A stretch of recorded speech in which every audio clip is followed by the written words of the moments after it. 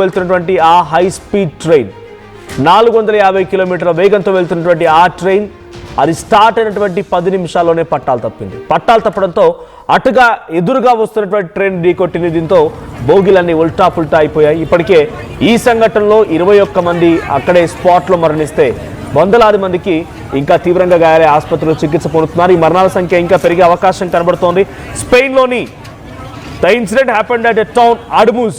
So Admuz అనేటువంటి ఒక ప్రాంతంలో అటు మలగా అండ్ మద్రిద్ వెళ్ళేటువంటి ఒక ట్రైన్, ఆ ట్రైన్ హై స్పీడ్ ట్రైన్, ఆ ట్రైన్ కాస్త డీరేల్ అయింది, అంటే పట్టాలు తప్పింది. దీంతో అవతల వైపుగా వస్తున్నటువంటి మరో ట్రైన్ ఢీకొట్టాయి.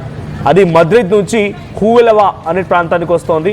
సో ఈ ట్రైన్ ఏమో మలగా నుంచి మద్రిద్ వెళ్తుంటే అటు మద్రిద్ నుంచి వచ్చేటువంటి ఎదురుగా వచ్చే ట్రైన్ ఢీకొట్టడంతో చూడండి ఎంతటి మంటలు ఎగిసి పడుతున్నాయి, ఎంతటి భారీ శబ్దం అక్కడ ఒక రకంగా ఆ లోపల ఉన్నటువంటి ఇన్సైడర్స్, అంటే ట్రైన్లో ఆల్రెడీ ప్రయాణిస్తున్న ప్రయాణికులు, వాళ్ళు తమ అభిప్రాయాన్ని ట్విట్టర్లో వ్యక్తపరిచారు.